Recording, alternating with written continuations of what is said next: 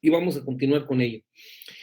Como les digo, es un problema de salud público no muy frecuente, pero que es una situación que ahora con el COVID, con la fibrosis pulmonar idiopática, la mayor calidad de vida de enfermedades crónico-degenerativas, como son los problemas reumáticos, hace que haya aumentado la hipertensión arterial pulmonar, por lo que hay un día internacional o mundial para, bueno, pues es lo mismo para la hipertensión pulmonar, que es el 5 de mayo. Bien, entonces, pues vamos a ver otra vez algunos tópicos sobre hipertensión pulmonar y espero que sean de utilidad y de su agrado. El trastorno hemodinámico que afecta al sistema vascular pulmonar de manera progresiva, esta es la hipertensión pulmonar, caracterizada por una disfunción endotelial generando alteraciones en la remodelación de las pequeñas arterias. Es un resultado eso da por resultado un incremento en la resistencia vascular pulmonar de la presión pulmonar. Esto va en relación a lo que habíamos dicho, que los vasos pulmonares son elásticos y los vasos del circuito mayor son musculares. Por lo tanto, este trastorno hemodinámico pues ocasiona una alteración de dilatación de la arteria pulmonar. Es una enfermedad rara y minoritaria. Se dice que, como ustedes ven, es de 15 a 50 personas por cada millón de habitantes. Alguien me dice, bueno, ¿para qué me sirve? Porque lo van a ver, doctores, en una etapa temprana, que es cuando se debe de hacer el diagnóstico. Es mayor frecuencia en mujeres de 30 a 50 años, una enfermedad que puede ser hereditaria, mayor frecuencia con el uso de drogas como cocaína. La disnea a veces es el único síntoma, signo que se presenta, se hace presente en las secuelas, como les dije ahorita, de tromboembolia y COVID o fibrosis pulmonar idiopática. Y como dice aquí, siente la hipertensión pulmonar, ponte en mi lugar. O sea, es una situación que, pues como les he comentado, dicen los tanatólogos que una de las muertes, y también los psicólogos y los psiquiatras, que una de las muertes más horribles que puede experimentar el ser humano o un ser vivo es la asfixia. Y pues la disnea es lo que ocasiona este problema. Como ya habíamos dicho, la hipertensión pulmonar, hipertensión arterial pulmonar, pues igual que la hipertensión arterial sistémica, no puedes hacer un diagnóstico si no la mides. Entonces, aquí el estándar de oro, pues es hacer el cateterismo cardíaco por medio del catéter de Swan-Ganz. Entonces, mides la presión media de la arteria pulmonar. Cuando es mayor o igual a 25 en reposo, hablamos de que se llama hipertensión arterial pulmonar. Y la presión arterial media normal, como ustedes habíamos dicho, es 14 más menos 3, pero el límite máximo de normalidad por lo que es la biosfera de 0 a 5,000 metros es hasta 20.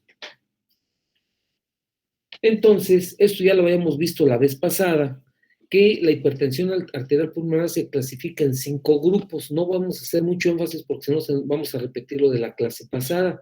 De estos 5 grupos, habíamos dicho que el grupo número 1 también es llamada idiopática, y aquí también, pues, considera a la hipertensión hereditaria, donde varios miembros de la familia tienen el problema, que es inducida por algunas drogas o toxinas y asociada al SIDA, a hipertensión portal como es la cirrosis hepática y la falla cardíaca congestiva venosa ocasionada por algunas enfermedades como esquistosomiasis.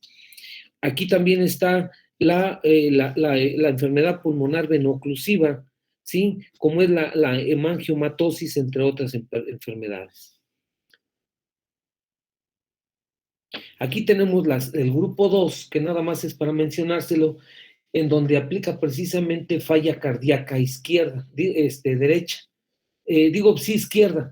Disfunción sistólica, disfunción diastólica, valvulopatías y malformaciones congénitas que tienen que ver con esta situación. La número 3 y 4 se refieren precisamente, la 3, a enfermedades que tienen que ver con problemas respiratorios crónicos como el EPOC, la fibrosis pulmonar o las neumopatías intersticiales, ¿sí? El SAUS, síndrome de apnea obstructiva del sueño, y otras enfermedades como la enfermedad de Monge, o cualquier enfermedad pulmonar que ocasione hipertensión arterial, hipoxemia crónica. Y el grupo 5, que tiene que ver con la situación de enfermedades sistémicas, ¿sí? Como son precisamente enfermedades hematológicas, enfermedades sistémicas como sarcoidosis, histiocytosis X, linfangioleiomyomatosis o algunas alteraciones tumorales. Fisiopatológicamente, la tromboembolia pulmonar va a haber una, como ya lo dijimos en las fotos anteriores y la vez pasada, una disfunción endotelial, en donde hay una alteración entre las endotelinas, ¿sí? Y tromboxano A2 y el óxido nítrico y prostaglandinas. Hay un incremento de la producción de especies reactivas de oxígeno produciendo vasoconstricción. Esta vasoconstricción pues va a ocasionar una normalidad en función del endotelio vascular pulmonar, normalmente mantiene a la célula muscular lisa en estado de relajación, hay una reactivación vascular pulmonar aumentada y vasoconstricción y marcada tendencia a vasoconstricción en individuos predispuestos posiblemente por pérdida de la integridad endotelial.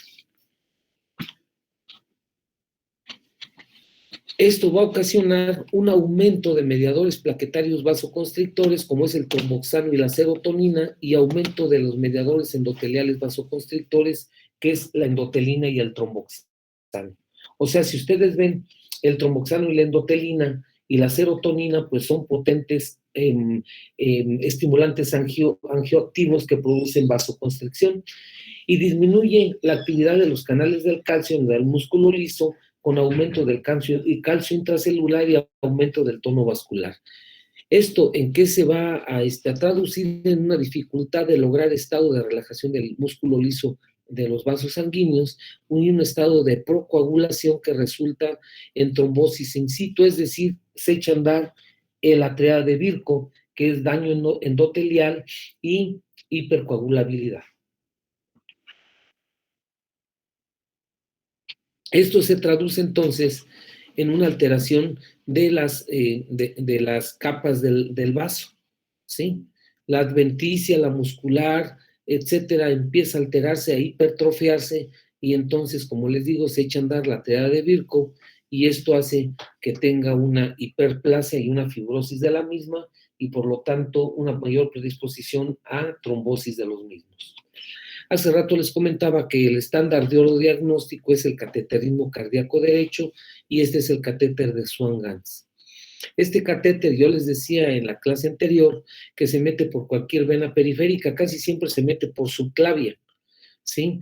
Y por subclavia se pasa a la aurícula derecha, el ventrículo derecho, ahí se deja y luego se le aplica agua en este balón, con agua tibia, y entonces el balón va y se enclava en la arteria pulmonar hasta llegar a los capilares en teoría, y entonces ahora sí que se va nadando, se va flotando, por eso se llama flotante, hasta los capilares y entonces ver la presión capilar pulmonar. Aquí también se puede hacer una de las vías para extraer sangre arterial central, pero su principal acción pues es para medir la presión de la arteria pulmonar. Bien, ¿cómo vamos a hacer el abordaje diagnóstico? Ya la vez pasada habíamos visto al respecto. El abordaje diagnóstico, pues lógicamente la presentación clínica, el electrocardiograma, la radiografía de tórax, estas tres son precisamente a nivel de medicina general. Ya a nivel de neumología, pues ya contamos con las pruebas de función respiratoria, la valoración cardiológica, haciendo ecocardiograma, gamografía ventilatoria perfusora pulmonar y cardíaca, la tomografía axial o la resonancia magnética, hacer también pruebas de sangre o inmunológicas dependiendo de los 5 grupos, de qué tipo de hipertensión, a qué grupo pertenece, y ultrasonido abdominal. Pero el principal es el cateterismo cardíaco derecho, es el estándar de oro con el catéter de Swan-Ganz. Se los voy a volver a regresar para que vean cómo se escribe Swan-Ganz. Sí, grábenselo, doctores, si pueden, o más bien, sí me gustaría que lo vieran en el internet y vean cómo funciona este catéter. Como les digo, es para medir, es para hacer cateterismo cardíaco derecho básico. Actualmente, pues ya tenemos otros medios más sofisticados cardiológicos que no vamos a entrar en detalle. Bien, desde el punto de vista clínico, abordaje clínico, lo que en la mañana comentábamos con uno de los grupos, ¿sí? La disnea del paciente cardiópata es disnea paroxística nocturna, y lo que es ortopnea y trepopnea. ¿Cómo va a ser entonces esta situación? Va a tener una disnea, fatiga, debilidad, puede tener angor pectoris o síncope. Son pacientes jóvenes, como ya vieron, son mujeres menores de 40 años, las principales pacientes, y entonces estos pacientes sufren algún síncope sin ninguna, pues sin ninguna causa. También puede tener tos seca, náuseas y vómito y edema de miembros inferiores. La tos seca, la náusea, el vómito es por efecto vagal. Y el edema de miembros inferiores cuando ya hay insuficiencia cardíaca derecha. Puede tener también hemoptisis, disfonía y sibilancias dependiendo qué le está ocasionando el problema. Puede tener ya datos de insuficiencia cardíaca derecha, es decir, hepatomegalia, es decir, clubing, y tener datos de hipertensión portal. Échenle un ojo, yo creo que ya los vieron en gastro, cuáles son los datos de insuficiencia hepática y cuáles son los datos de hipertensión portal. Entonces, los datos de hipertensión portal, como ustedes ven, pues es ascitis, red venosa colateral, alteraciones en la disposición del vello púbico y también en la cara, entre otros datos que ustedes ya conocen. Bien, entonces, va a depender la presentación clínica del momento en que haces tú el diagnóstico. A la exploración física, ya cuando hay hipertensión arterial pulmonar, en el foco pulmonar van a tener el complejo de la pulmonar de Chávez, que ya les había dicho que le echaran un ojo. El complejo de la pulmonar de Chávez es inspección, palpación, percusión y auscultación. Levantamiento sistólico del segundo espacio intercostal izquierdo, es lo que se le llama frémito, trill. Choque del cierre del pulmonar palpable, ese es el frémito. Matidez mayor a 2.5 centímetros por fuera del borde paraesternal izquierdo a nivel del segundo espacio intercostal a la percusión.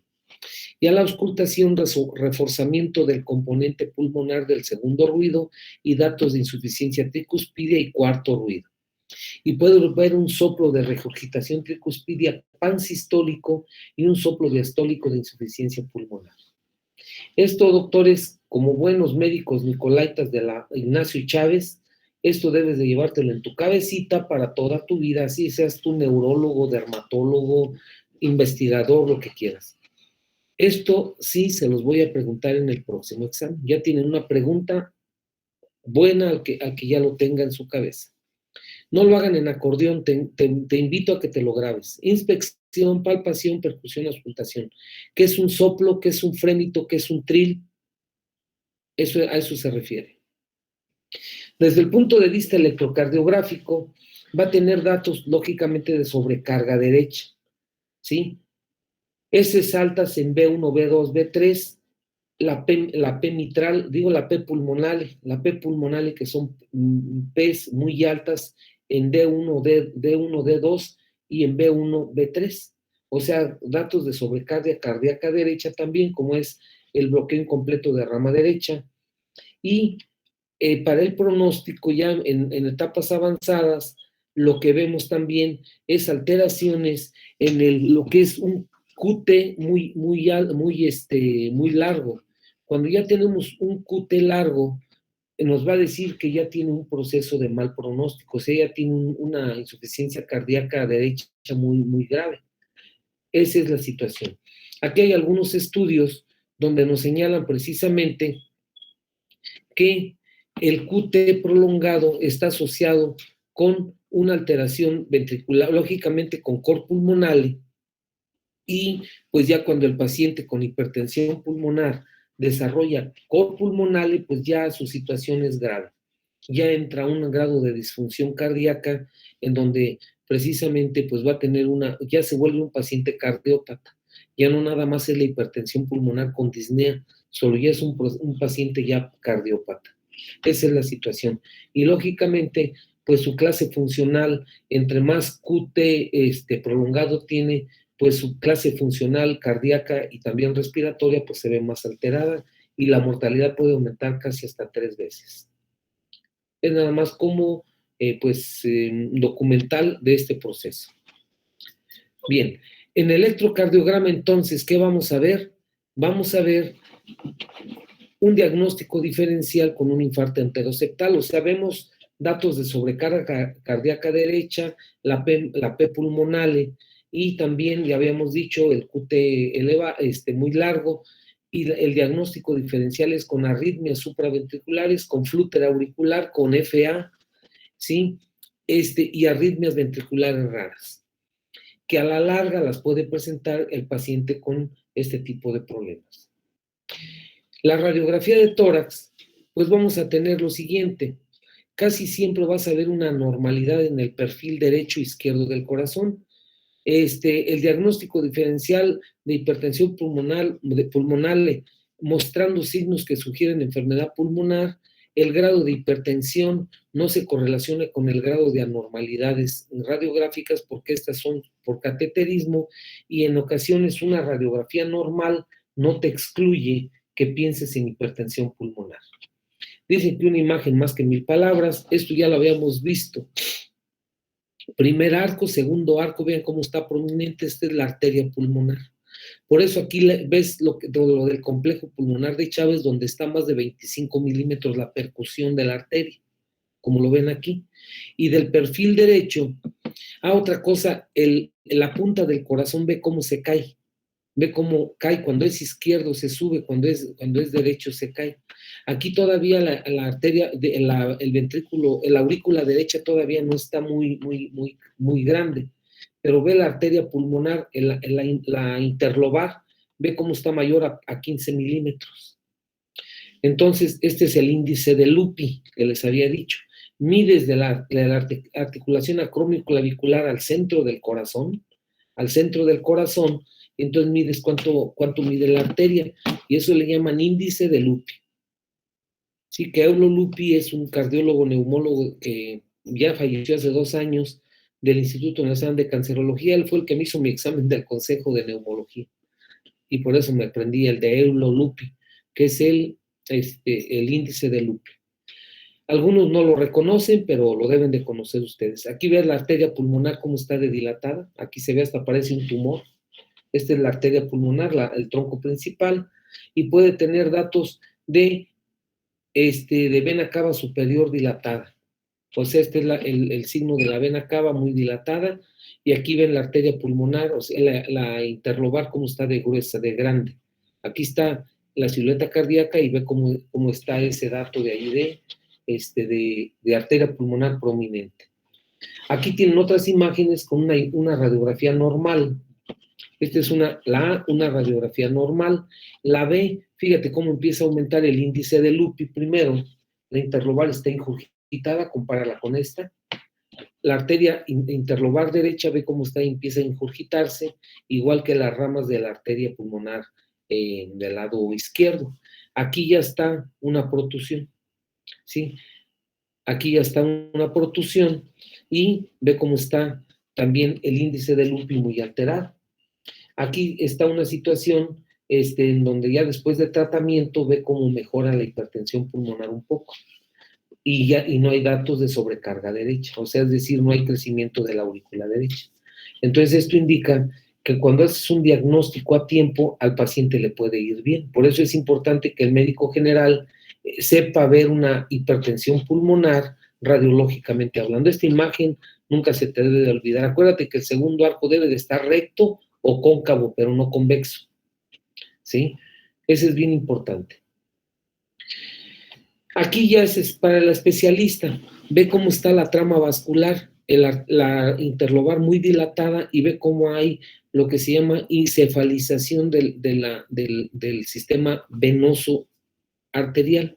Es decir, que cuando el paciente tiene hipertensión arterial pulmonar, también va a repercutir a la larga en las venas pulmonares. Entonces las venas van a estar cefalizadas. Ve cómo están como dilatadas, ¿sí?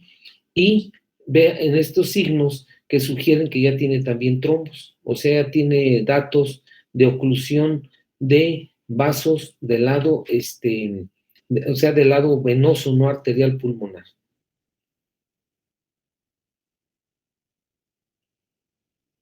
Bien, ¿qué más le vas a hacer a tu paciente?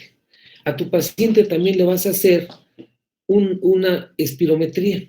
Y la espirometría se va a manifestar como si fuera un proceso restrictivo. Aquí el que más te va a importar es el índice de tifenol. Fíjate cómo tiene arriba de 90, ¿sí? El índice de tifenol va a tener índice alto, es decir, mayor de 80. Y esto te habla, pues, de un proceso restrictivo. Funcionalmente, así se va a manifestar los datos de hipertensión arterial pulmonar. El ecocardiograma. El ecocardiograma, pues lógicamente, sí nos sirve, ¿sí? Va a haber efectos de la hipertensión pulmonar en el corazón derecho, ¿sí? Y por lo tanto se debe de estimar la presión de las arterias pulmonares. Cuando se sospecha hipertensión pulmonar, se debe de hacer un ecocardiograma y ante ello, si ya sale con dilatación de la arteria, empezar manejo. Y mientras le acabas de hacer, pues ahora sí un estudio completo, ¿sí? Ya de los nuevos equipos que hay cardiológicos para hacer este tipo de estudios, como es el bidimensional y otros que tienen, en el cual se va a ver apreciar muy bien el tamaño del ventrículo derecho, el tamaño de la aurícula derecha, que van a estar muy dilatadas, función sistólica del ventrículo derecho, con cambios del área fraccional, desplazamiento sistólico del plano del anillo tricuspidio, que ese se le llama índice de función miocárdica. Es decir, que el índice de función miocárdica va a estar alterado del lado derecho, con una presión sistólica de la arteria pulmonar pues muy aumentada. O sea, va a haber ya en el ecocardiograma detección de prematura de daños de crecimiento de aurícula derecha, que a la larga sí va a dar crecimiento de cavidades derechas llamados cor pulmonales. O sea, ese es el inicio del problema. Quiere decir entonces que en el ecocardiograma vamos a ver el tamaño del ventrículo derecho y la presión diastólica de la arteria pulmonar, y eso le llamamos ecuación de Bernoulli. Y esta ecuación de Bernoulli pues, nos va a dar cómo está la presión sistólica de la arteria pulmonar, y aquí hacemos el diagnóstico, ahora sí que muy a tiempo o muy prematuro de hipertensión arterial pulmonar. Aquí están algunas mediciones que no me interesa que te las aprendas. Lo que aquí me interesa dejarte de mensaje, porque no soy cardiólogo, ¿sí? Y además de eso no es el motivo de la plática, no meternos en las tripas de ello, es que lo que vas a ver es que lo que yo les había dicho de una manguera, si a una manguera te da un chorro a 1 metro y tú quieres que te dé 5 metros, le tapas el chorro a la manguera. Y si esa manguera está media floja, media guanga, se va a hinchar y en el grifo va a empezar a aventar agua. Es lo que te está diciendo aquí, que a mayor presión de las cavidades derechas por la arteria pulmonar, las venas cavas, ve cómo se empiezan a ingurgitar, empiezan a aumentar tamaño. Y ese aumento de la vena cava superior, pues a la larga te va a llevar a una insuficiencia cardíaca, pues grave. Eso es lo que te está diciendo esta imagen.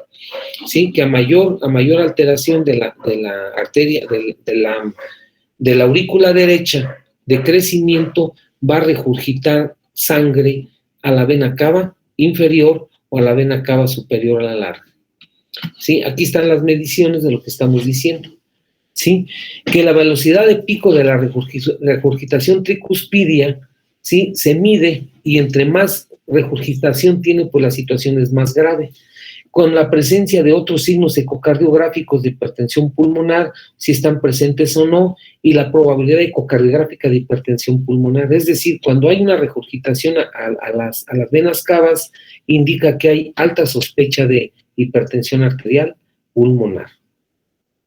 Bien, ¿qué otro estudio le vas a hacer a tu paciente? El otro estudio que le vas a hacer a tu paciente, pues es una tomografía. Una tomografía en donde le puedes poner medios de contraste o poner ¿cómo se llama? Hacerle una arteriografía pulmonar, como es esta que ves aquí, una arteriografía arterial pulmonar, en donde vas a ver las cavidades, la arteria aorta, y es, acuérdense, el callado de la arteria pulmonar. Aquí ya se los había yo mencionado anteriormente. Mides cuánto mide la aorta y mides cuánto mide la arteria pulmonar. Y si esta mide más que la aorta, indica que hay hipertensión pulmonar. O sea, es un dato indirecto, muy no específico, muy sensible, más bien específico, pero no sensible, de hipertensión arterial pulmonar.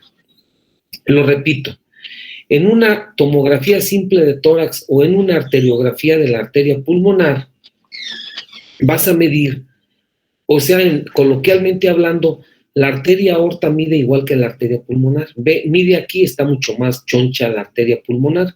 Entonces, este callado de la arteria pulmonar indica que ya tiene hipertensión pulmonar. Ahora, vean la dilatación de la interlobar y de la rama principal de la arteria pulmonar izquierda. Y ve cómo ya también está dilatada. Ve cómo está dilatada la interlobar derecha y la arteria, el tronco de la arteria pulmonar izquierda. Eso es importante. Ahora, en el estudio de la arteriografía, ve cómo se ve dilatación de tanto de las arterias como de las venas pulmonares. Esta dilatación de las arterias y venas pulmonares es lo que vimos en el ecocardiograma, que hay una dilatación primero de estos vasos y a posteriori, pues una dilatación de las venas cavas. Es decir, empieza lo que es la falla cardíaca. Entonces, esto nada más para apreciar que sí tiene buena sensibilidad y especificidad medir el diámetro de la arteria pulmonar de una manera precoz, y eso lo puedes hacer en tu consultorio. Aquí tienes una tomografía en donde vemos pacientes con problemas respiratorios graves, es decir, enfisema buloso, como este que está aquí, fibrosis pulmonar, fibrosis quística, esta es una fibrosis quística, o el pavicrasi, es decir, neumopatías intersticiales ocasionadas por problemas idiopáticos o también por problemas de las enfermedades de la colágena. Y todos ellos a la larga pues van a terminar en procesos ¿de qué? En procesos de hipertensión arterial pulmonar. Aquí tienes una arteriografía. Ahora es la angiotomografía. Ve cómo está la arteria pulmonar, la interlobar toda choncha. Ahí sí la mides en toda su extensión. Y aquí ves el callado de la arteria pulmonar. Ve cómo se ve, casi caben dos aortas. Esta es la aorta ascendente. Casi caben dos aortas dentro de la arteria pulmonar. Entonces aquí mides cuánto mide la arteria pulmonar. No debe de medir más de 30 milímetros. Y si tú lo mides, aquí mide casi 50 milímetros. Entonces ahí se ve, también aquí ve cómo se ve la arteria pulmonar toda dilatada, igual que cefalización de sus vasos. ¿Sí? Aquí hay ya pues una ingurgitación muy importante de los mismos y hay aneurismas de los vasos periféricos. O sea, empieza a haber dilatación aneurismática de la microvasculatura. Esos son datos de hipertensión pulmonar. Bien, en ocasiones puedes ver patología concomitante al problema pulmonar. En ocasiones puede ver derrame pleural cuando ya hay insuficiencia cardíaca derecha. Acuérdate que es una de las causas de derrame pleural trasudado, la insuficiencia cardíaca derecha. Puedes ver hepatomegalia congestiva. Ve la vena cava cómo se ve inferior, cómo se ve bien dilatada. Puedes tener una hepatomegalia, como ves aquí, congestiva, y ve cómo la vena cava inferior se ve completamente dilatada. Esta es la vena cava, esta es la vena cava. Ve la diferencia en este y en este otro. Ve la diferencia en esta y con esta. Y otro hígado también acá, todo una congestivo y esplenomegalia. O sea, tiene hepatoesplenomegalia congestiva por insuficiencia cardíaca derecha. ¿Qué otro estudio le podemos hacer a estos pacientes? Pues la resonancia magnética. Vamos a hacer una remembranza hasta aquí a ver si está quedando claro. La hipertensión arterial pulmonar primero se sospecha clínicamente. Una persona joven, ¿sí? Que en un momento dado pues no tiene ninguna manifestación de enfermedad, le tomas la presión arterial sistémica y está normal, no tiene arritmias, no tiene soplos, o sea, no tiene datos de cardiopatía izquierda. Le haces una radiografía de tórax y sucede que tiene datos de hipertensión arterial pulmonar, el segundo arco izquierdo cóncavo, convexo, y la interlobar derecha, el índice de Lupi mayor a 15 milímetros. Puede haber cardiopatía, o sea, es decir, crecimiento de cavidades derechas, o no puede haber, sino todavía no hay cor pulmonar. Con estos datos te obliga a hacer un ecocardiograma. Si el ecocardiograma te dice que si hay dilatación de cavidades derechas o nada más de la arteria pulmonar, está indicado hacer un cateterismo derecho de Swan-Ganz. El cateterismo derecho de Swan-Ganz, igual que cualquier procedimiento de intervención, pues tiene sus riesgos, pero en buenas manos no tiene el mayor riesgo hacerle el cateterismo. En ocasiones, y ya eso lo hacen mal los cardiólogos, ya no meten el catéter de Swan-Ganz, ahora le hacen una resonancia magnética en donde ya tienen la capacidad de medir, pues hacen de todas las mediciones que actualmente se ven. Pero como ves aquí, o sea, le haces la angiotac y después de eso lo metes a angioresonancia cardíaca y te da una idea exacta y reproducible del tamaño, morfología y función de evaluación del flujo sanguíneo. Pero insisto, todavía en México, doctores, con gente de escasos recursos y en toda Latinoamérica, el catéter de Swan-Ganz sigue siendo por excelencia el diagnóstico de los jodidos, si quieres llamarlo así. La gente que tiene seguridad social o tiene dinero, pues mejor darle una angioresonancia, que es la que estamos viendo aquí. Esa es la angioresonancia, ves cómo se ven las imágenes, y aquí te va a dar, como dice aquí, exacto y reproducible datos de cómo está el gasto cardíaco, si tiene el signo de Maconan o no lo tiene, etcétera. Esto, como te digo, te da el diagnóstico de sospecha de hipertensión pulmonar o diagnóstico diferencial con otras enfermedades coronarias. ¿Qué más le vas a hacer a tu paciente? Pues pruebas sanguíneas, la química sanguínea, lo básico. Hay que ver cómo anda el tiroides, porque en ocasiones el hipertiroidismo puede ser el causante de ese daño endotelial. Pruebas de función hepática, la serología de hepatitis, la esclerosis sistémica, es decir, enfermedades, ¿cómo se llama?, de la colágena, o enfermedades inmunológicas. La trombofilia, hay que medir los antifosfolípidos, las anticardiolipinas y el anticoagulante lúpico para ver si no tiene lupus eritematoso. Hacer un ultrasonido abdominal para ver cómo está la hepatomegalia, si no hay hígado graso, y cómo está la vena cava inferior y la arteria porta. Lógicamente va a tener datos de hipertensión portal y una vena cava inferior muy, muy dilatada en este tipo de casos. Aquí es lo que ahora los cardiólogos hacen como recomendación para los pacientes con hipertensión pulmonar. ¿Qué es lo que ellos recomiendan? El cateterismo derecho a prueba de vasorreactividad. Es decir, se confirma el diagnóstico de una manera completa, ¿sí? Ya se hace un cateterismo ya tanto derecho como izquierdo y se ve cómo está. Se descartan patologías izquierdas o se hace la clasificación de 1 a 5 a qué tipo de hipertensión pertenece, si hay coágulos, si es por tromboembolia, si es por falla cardíaca derecha, por problemas pulmonares o por falla cardíaca izquierda. Por lo tanto, se recomienda para confirmar el diagnóstico de hipertensión pulmonar, sobre todo en el grupo 1, donde está el de tromboembolia pulmonar, y respaldar las decisiones terapéuticas. Para pacientes con hipertensión pulmonar, se recomienda también realizar ese cateterismo derecho con vasorreactividad en centros de experiencia, ya que es un procedimiento técnicamente exigente y puede conllevar a complicaciones graves. Se puede considerar ese cateterismo derecho con vasorreactividad con hipertensión arterial pulmonar grupo 1 para monitorizar el efecto del tratamiento farmacológico, como ustedes lo vieron en la radiografía donde mejoró la hipertensión pulmonar después del cateterismo. Se recomienda para pacientes con cortocircuitos cardíacos congénitos, o sea, malformaciones congénitas.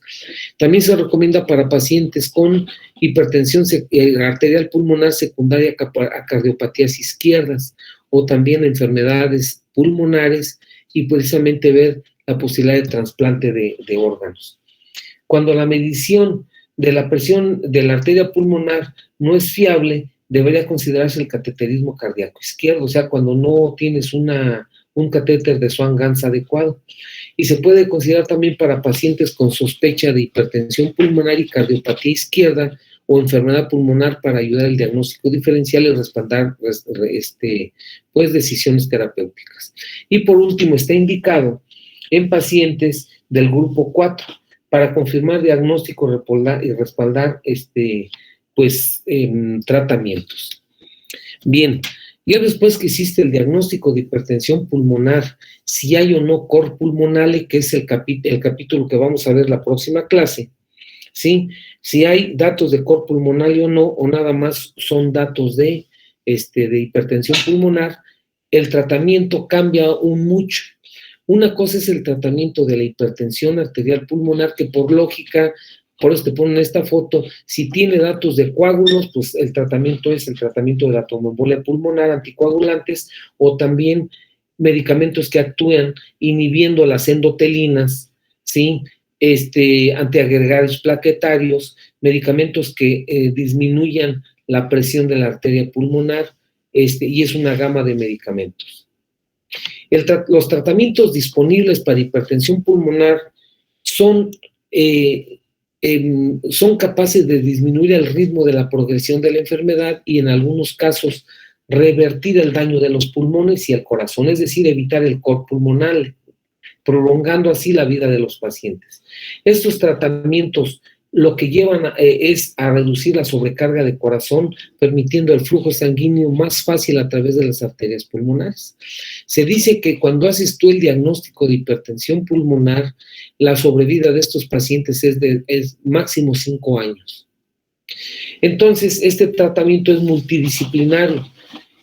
A la hora que ese es el diagnóstico de hipertensión pulmonar, pues el paciente se deprime porque es un paciente sedentario que ya no puede hacer su vida normal, debe de evitar el embarazo, no puede hacer ejercicios exhaustivos, se debe de vacunar, no puede viajar en avión porque ahí puede hacer más hipertensión, no puede subir al Machu Picchu o a alturas mayores a 3,000 metros, se le recomienda vivir a nivel del mar, y lo que son precisamente las medidas para cardiopatías izquierdas o derechas. Es decir, que las medidas generales es sobre la actividad física y rehabilitación, el embarazo y la anticoncepción. Cuando se hace una cirugía debe ser una cirugía electiva con una valoración respiratoria y cardíaca muy, muy minuciosa, prevenir mucho las infecciones pulmonares y el apoyo psicosocial, que fue lo que vimos en la foto anterior. Entonces, se recomienda a los pacientes evitar el embarazo, se recomienda la inmunización contra la gripe y neumococo, se recomienda proporcionar apoyo psicosocial, se debe considerar el entrenamiento físico supervisado para pacientes con este problema y mala forma física en tratamiento médico. Se debe considerar la administración de oxígeno suplementario, sobre todo en viajes de avión prolongados, en pacientes que tienen el tipo 3 y 4 principalmente de la clasificación de la OMS, y cuando la presión arterial de oxígeno pues esté menor, como ustedes saben, de 50, de 60 o que tenga una saturación menor de 90. En cirugía electiva, pues la anestesia es mejor evitar la anestesia general lo más posible que se pueda para evitar complicaciones pulmonares y que lo pongan en más riesgo. Y para pacientes con este problema no se recomienda una actividad física exhaustiva que pueda conducir a una exacerbación de los síntomas. Ahí está el grado de evidencia B y C, casi todos son C. Muy bien. ¿Qué más le vas a dar a tu paciente? Ahora sí, la terapia de apoyo. La terapia de apoyo pues es el anticoagulantes orales, diuréticos, digoxina y fármacos si ya tiene hipertensión, si ya tiene cardiopatía derecha o izquierda, y ver si hay anemia y estados férricos. Aquí tiene las recomendaciones al respecto. Dice que se recomienda el tratamiento diurético para pacientes con hipertensión con datos de insuficiencia cardíaca derecha. Se recomienda la oxigenoterapia, como ya habíamos dicho, en pacientes cuando tienen una presión menor de 60. Se puede considerar el tratamiento con anticoagulantes, ¿sí? Con anticoagulantes, permítanme tantito, con anticoagulantes orales, sobre todo si tienen datos de tromboembolia pulmonar. Se podrá considerar también la correlación de anemia y la perfil férrico en pacientes con hipertensión pulmonar, y no se recomienda el uso de inhibidores de la enzima de conversión de la angiotensina, antagonistas de receptores de angiotensina 2, bloqueadores beta y valproinina en pacientes con hipertensión pulmonar, a menos que sea necesario por otras comorbilidades como presión arterial sistémica elevada o enfermedad coronaria e insuficiencia cardíaca izquierda. ¿Qué quiere decir esto? Que tener mucho ojo si el paciente tiene hipertensión arterial sistémica o tiene cardiopatía izquierda, porque se debe tratar por un lado el problema derecho, la cardiopatía derecha, y por otro lado la cardiopatía izquierda. Y ahí pues no vamos a entrar en discusiones, que ustedes lo van a ver en cardiología, cada uno de estos medicamentos. Bien, aquí tenemos algunos, ¿sí? El apoyo que se da, pues son precisamente muchos de lo que se da de tratamiento, pues para evitar precisamente este tipo de procesos, ¿sí? Como lo ven aquí, los medicamentos que más se utilizan, pues son bloqueadores de los canales del calcio, ustedes ya los conocen, la nifedipina, la nicardipina, etcétera. Antagonistas de los receptores de endotelina, ¿sí? Estos antagonistas de receptores de endotelina, como es el Vocestan o como es el Ambrisentan, son medicamentos propios que se utilizan en la hipertensión pulmonar. Los antifosfodiesterasa 5 y los estimulantes de guanilato ciclasa, que ustedes los conocen como es el sildenafil, como es el tadalafil, en que son medicamentos que se utilizan también para la disfunción eréctil. Y análogos de las prostaglandinas y prostaciclinas, ¿sí? Agonistas de los mismos para producir hipertensión arterial, disminuir la hipertensión arterial pulmonar. El problema de estos análogos de prostaciclina y agonistas de receptores de prostaciclina es que son muy caros y la acción es muy corta. Esto lo utilizamos sobre todo en pacientes hospitalizados, el último. ¿Qué complicaciones tienen este tipo de pacientes?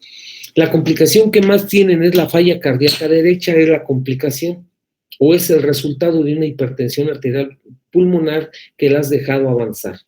Por eso es importante hacer un diagnóstico precoz. A la falla cardíaca derecha e hipertensión arterial pulmonar se le llama cor pulmonale, corazón-pulmón, insuficiencia cardíaca derecha o falla cardíaca global, cuando ya también está el lado izquierdo. Yo les decía la vez pasada que la primera causa de insuficiencia cardíaca izquierda es la insuficiencia cardíaca derecha. ¿Qué otras complicaciones puede hacer? Pues edema agudo pulmonar, una falla respiratoria, una insuficiencia respiratoria por falla, pues por exacerbación del problema de base pulmonar.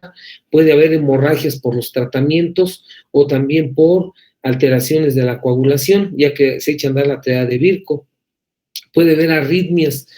Acuérdate que en una hipoxia, la primera manifestación cardíaca de hipoxia es extrasístoles, después taquicardia y después arritmia. Y va a haber producción de trombos por alteraciones de la triada de Virchow. ¿Qué pronóstico tienen nuestros pacientes? Bueno, el pronóstico va a depender, pues ahora sí que del grado de hipertensión, y la otra situación, pues el grado de ¿qué? Pues el grado de falla cardíaca, ¿verdad? Entonces, si un paciente tiene signos clínicos de insuficiencia cardíaca derecha, pues lógicamente tiene más peor pronóstico si están presentes. Si los síntomas progresan muy rápidamente, también hay una disnea de grandes a mínimos esfuerzos en menos de 6 meses, indica que va muy rápido esa hipertensión. Si tiene un síncope, casi siempre te va a decir que ya tiene una falla cardíaca izquierda, ¿sí? Otra situación son las clases funcionales de la OMS cardíacas. ¿Qué clase funcional tiene tu paciente después del cateterismo cardíaco izquierdo? ¿Sí? Otro de ellos son precisamente pues las mediciones de las presiones medias de la arteria pulmonar y de otras presiones de los vasos sanguíneos izquierdos, y si esos están muy bajos, o sea, el gasto cardíaco bajo, pues te habla de que la situación también está grave. El test del esfuerzo cardiopulmonar, ¿sí? Le haces una prueba de esfuerzo y ves cómo está su volumen minuto pico, y entre más bajo esté, pues también es lo mismo, ¿sí? Con concentración plasmática de péptido natriurético, pues te habla de insuficiencia cardíaca izquierda. Si ya está en insuficiencia cardíaca izquierda, pues el problema es gravísimo, ¿sí? El imagen por resonancia o por ecocardiograma, si tiene una dilatación de la arteria pulmonar mayor a 26, o hay derrame pericárdico, o hay ascitis, o hay derrame pleural, pues la situación es gravísima. Y los parámetros hemodinámicos, presión de la arteria diastólica, el índice cardíaco, etcétera. Entre más alterado, pues por lógica la situación es más difícil. Otros parámetros pronósticos es la clasificación funcional de Nilla, desde insuficiencia cardíaca izquierda, la historia de falla cardíaca derecha, la capacidad del ejercicio. Si tiene una distancia recorrida a 6 minutos baja, pues su problema es pulmonar y cardíaco. El valor del punto más alto del consumo de oxígeno. Parámetros ecocardiográficos como es derrame pericárdico, cómo está el tamaño de la aurícula derecha, entre más grande, pues mayor mal pronóstico. El índice de desviación del ventrículo izquierdo, acuérdate que cuando crecen las cavidades derechas, concéntricamente ocasionan una desviación del ventrículo izquierdo y por lo tanto falla de él. El otro es el Doppler color del ventrículo derecho y hacer su test. A mayor alteración, pues mayor problema. Otros factores pronósticos es el hemodinámico. Cómo está la presión de la arteria pulmonar, cómo está la presión media de la arteria pulmonar y el flujo de salida cardíaco. En exámenes de sangre, altos niveles de ácido úrico, niveles de péptido natriurético cerebral también elevados, pues mayor pronóstico, mal pronóstico. Troponina detectable, especialmente fuga persistente, pues ustedes saben que la troponina también son enzimas que se miden cómo está la función cardíaca. La norepinefrina en plasma y la endotelina 1 en plasma, entre más alta esté, pues habla más estimulación cardíaca izquierda. Entonces, en términos generales y en conclusión, médico general, debes de pensar en hipertensión arterial pulmonar en una persona joven, no cardiópata, que presenta síncope o presenta disnea progresiva. Si no tiene datos de asma, datos de problema respiratorio, y es una persona sobre todo que hace mucho ejercicio y de repente dice, doctor, antes le daba 5 vueltas al estadio, ahorita nomás le doy 2, y pues no se puede más, siento que me asfixio. Y aquí hay 2 caminos, o es un problema cardíaco izquierdo o es una hipertensión arterial pulmonar. Le haces la tele de tórax y ves el índice de Lupi mayor de 15 y la convexidad del segundo arco izquierdo, pues eso te habla de hipertensión pulmonar. Ante esa evidencia no te puedes quedar cruzado de brazos, ahí lo tienes que mandar con el cardiólogo, más que con el neumólogo, para que le haga un cateterismo cardíaco, una angioresonancia con cateterismo cardíaco y ven cómo está la arteria pulmonar y el grado de afectación. Y ahí pues ya empieza la historia y el tratamiento, pues eso lo tiene que dar el especialista, principalmente estos son pacientes cardiópatas y lo debemos de ver en coordinación el problema pulmonar y cardíaco con los cardiólogos. Ellos ya decidirán qué tipo de drogas le dan. El Bosantan y otros drogas que se utilizan para inhibir las endotelinas son bastante caros, doctores, son tratamientos de millones de pesos. ¿Sí? No son así como la aspirina que cuesta una caja 5 pesos, te dura un mes. No, estos son tratamientos por mes de 200, 300 mil pesos.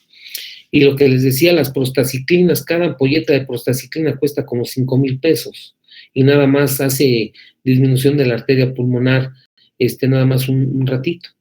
Entonces no hay un medicamento que cure la hipertensión pulmonar, solo es hacer un diagnóstico preventivo, o sea, muy, muy, muy precoz para evitar el cor pulmonar. Esta es la clase que tenemos de hipertensión pulmonar. La próxima clase, el lunes, vamos a ver cor pulmonar, que es la consecuencia de hipertensión arterial pulmonar. Algunas situaciones las vamos a volver a retomar, como es sobre todo los métodos diagnósticos, pero el tratamiento ahí sí va a cambiar, porque acá vamos a dar más tratamiento cardiológico. No sé si hay alguna duda, algún comentario. Se queda abierta la sesión. Adelante. Doctor, ¿usted en su experiencia recomendaría más el uso de, por ejemplo, fibrinolíticos sobre el de anticoagulantes o depende de cada paciente? No, doctor, o sea, más que todo, si vemos en la clasificación que dimos, más bien está en cuál es lo que ocasionó el problema. Si ustedes recuerdan, habíamos dicho que los 5 tipos de hipertensión arterial pulmonar dependía precisamente del factor pronóstico y tratamiento. Eso lo comentamos la clase pasada. Es decir, si tú estás pensando en que el que ocasionó el problema fue el grupo 1, que es el de hipertensión pulmonar, ¿sí? Que es hipertensión pulmonar, entonces, aquí está, la enfermedad veno-oclusiva pulmonar. Entonces lo que tienes que hacer, vas a tratar la tromboembolia, que se supone, y si usted recuerda, cuando vimos tromboembolia pulmonar, ocasionan cor agudo. Entonces, allí, si el paciente tiene trombosis venosa profunda, está todavía en tiempo, pues le puedes dar trombolíticos o lo puedes dar inhibidores del factor 10A, o etcétera, depende de cada paciente, doctor. Cuánta tromboembolia pulmonar es masiva, es submasiva, tiene falla, tiene, ¿cómo se llama? Cayó en CIRA, en qué etapa está en tu paciente. Entonces, a todos los pacientes con cor pulmonar, con hipertensión arterial pulmonar, no le vas a dar anticoagulantes de entrada. A lo mejor nada más con que le des antiagregarios plaquetarios, con eso es más que suficiente. Está contestado, pero si su diagnóstico es tromboembolia pulmonar, como es esto que está aquí, el grupo 1, ¿sí? El subtipo pulmonar veno-oclusiva, enfermedad veno-oclusiva pulmonar, entonces ahí sí están indicados los anticoagulantes o los trombolíticos. ¿Ok? Gracias, doctor, muy amable. ¿Alguna otra pregunta? ¿Algún otro comentario? Doctor, tengo una pregunta. En una paciente que se le diagnostique la hipertensión durante el embarazo, ¿estaría indicado la interrupción de esta? Interrumpir el embarazo, así es, porque está en riesgo su vida de la paciente. O si es ya en etapas avanzadas, y ahí sí, si tiene la posibilidad de que lo esté checando ahora sí que el ginecobstetra, lo esté checando el servicio de perinatología, y tenga ahora sí casi prácticamente un monitoreo continuo, o sea, pues estar viendo cada mes, cada 15 días al cardiólogo, al neumólogo, ir viendo cómo va el embarazo, y no aumenta, se puede conservar el embarazo. O también, doctor, cuando todavía no hay cor pulmonar, cuando la hipertensión pulmonar todavía no es severa, que todavía no hay repercusión ahora sí que en la vida del paciente con síntomas y signos, o que ya tiene falla cardíaca. También, igual que la otra pregunta, depende mucho de cuál es el tipo que ocasionó, o sea, la clasificación, qué tipo de enfermedad tiene la paciente, ¿sí? Como ustedes ya les comentamos hace rato, de toda esta gama de posibilidades diagnósticas de clasificación, la más frecuente es ahorita, pues la que es ocasionada por ¿cómo se llama? En este caso por el COVID, la tromboembolia pulmonar, las enfermedades intersticiales como es lupus, como ahorita lo vieron ahí, hasta se piden las enzimas o las pruebas para detectar lupus o descartarlo.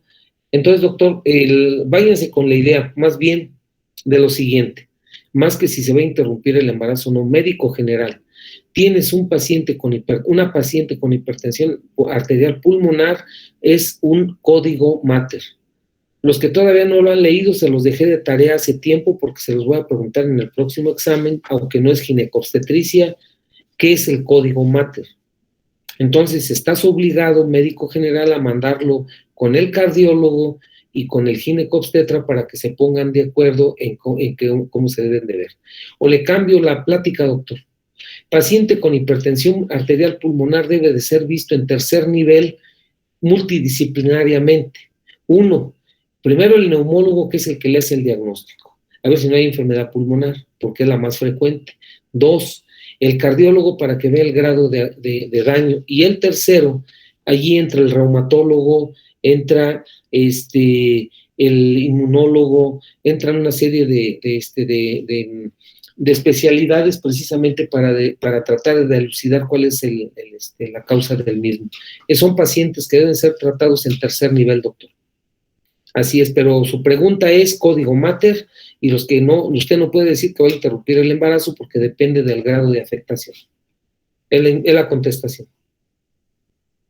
Gracias, doctor. ¿Alguna otra pregunta, algún otro comentario?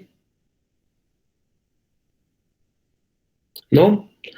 Pónganse a leerlo, doctores. Es un tema que, como les digo, no es igual que el que vimos hoy de de quilotórax no es para que lo traigan en la cabeza, pero sí paciente, lo que dijo ahorita usted, doctor, paciente que llegue, sobre todo mujer joven, y que vean que está convexa el segundo arco izquierdo y tenga índice de LUPI elevado, hay que mandarlo a segundo o tercer nivel a que lo valoren, a ver que si hay hipertensión pulmonar y sobre todo el daño las repercusiones que puede tener. Bueno, jóvenes, entonces, de acuerdo al programa, nos vemos mañana con los grupos que nos vamos a ver. Mañana tengo examen recepcional y el lunes nos vemos por este día a las 6 de la tarde, a las 7 de la noche. Sale, doctores, pues feliz fin de semana con los que ya no nos vemos, pónganse a estudiar y que les vaya muy bien.